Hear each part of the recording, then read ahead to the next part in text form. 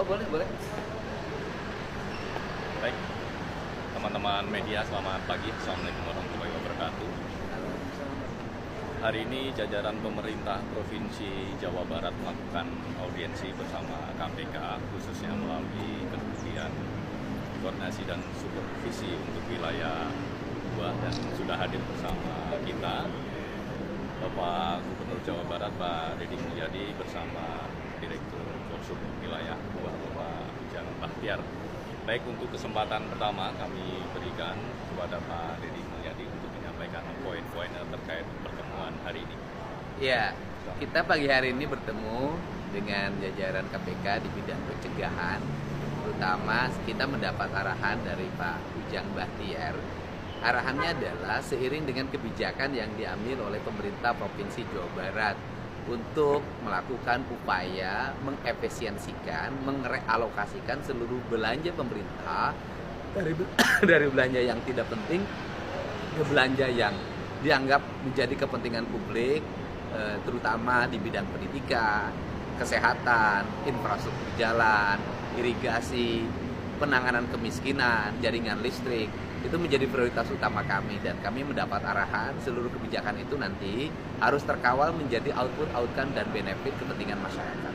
Sehingga hari ini kita mendapat berbagai upaya strategik untuk mensinergikan berbagai kebijakan itu pada arah peningkatan sumber daya manusia, kenyamanan layanan pemerintah, dan peningkatan kualitas kesehatan warga, sehingga Jawa Barat bisa mengalami peningkatan indeks ekonomi masyarakatnya, indeks kesejahteraan masyarakatnya, dan indeks pendidikan masyarakat.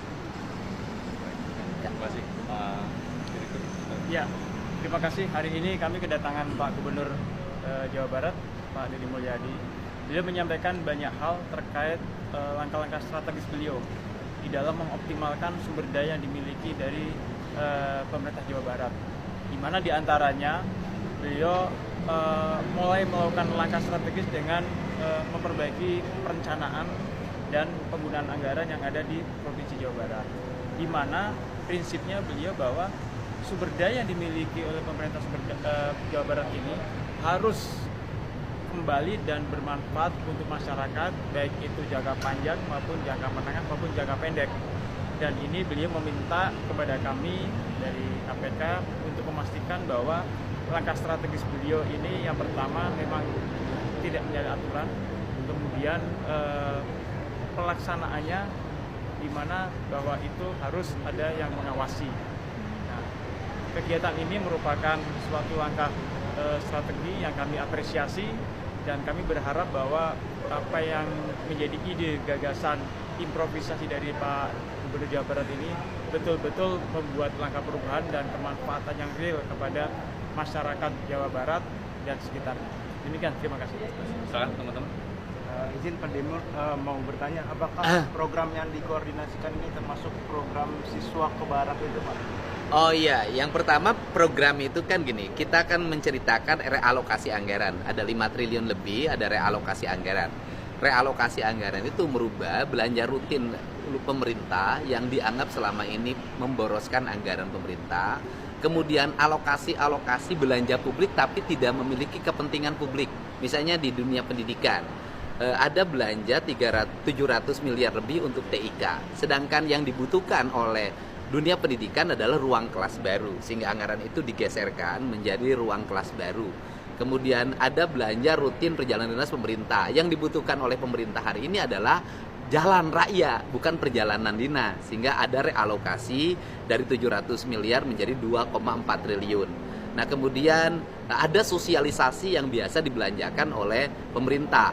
Yang dibutuhkan oleh masyarakat hari ini adalah banyaknya hampir 240 ribu rakyat Jawa Barat tidak punya listrik.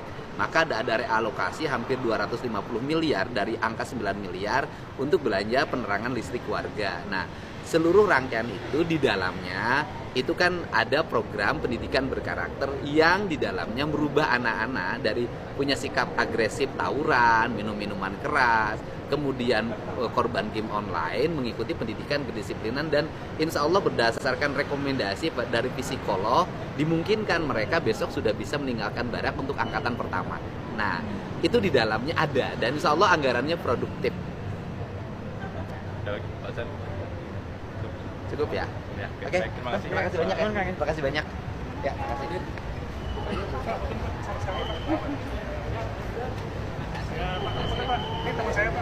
Oh, lagi ngidam di sini. Pak Heri nongol, Pak Heri. Sekali aja, Pak. Hatur nuhun, Pak, hatur nuhun. Ya. Program siswa ke barak itu Gimana? KPAI mengkritik banyak temuannya gitu. Gini. Saya kan sudah sampaikan bahwa KPAI harusnya arahnya hari ini bukan mengoreksi kekurangan dari sebuah kegiatan yang dilakukan yang itu penanganan darurat dari sebuah problem. Yang harus dilakukan KPAI adalah mengambil langkah untuk menyelesaikan berbagai problem yang dialami oleh anak-anak remaja kita. Apakah itu karena problem di rumahnya, problem di sekolahnya yang akhirnya mengarah pada tindak kriminal. Kan ada jumlah ribuan tuh anak bermasalah di Jawa Barat. Nah dari jumlah ribuan itu saya harapkan KPAI ngambil untuk dididik agar masalahnya selesai. Kalau KPAI sibuk terus ngurusin persoalan tempat tidur dan sejenisnya, tidak akan bisa menyelesaikan problem. Dan KPAI bisa lihat dong, kemarin kan 39 anak udah selesai tuh. Kan bisa dilihat bagaimana keadaan anak itu, disiplinnya, kemudian rasa empatinya, bahkan dia menangis di depan ibunya, mencium kakinya. Kan belum tentu itu didapatkan pendidikan itu di sekolah. Besok ada 273 yang akan lulus dari Dodik Lembang. Setelah itu nanti ada angkatan baru lagi. Nanti mungkin kalau dari 1000 atau 1500 atau 2000 yang nanti atau 5000 kalau terkoneksi dengan kabupaten kota mungkin 15.000 sampai 20.000 yang dikelola oleh kita, KPAI mengambil berapa? Gitu. Ya. Pak Denny fotonya hilang. Iya, boleh.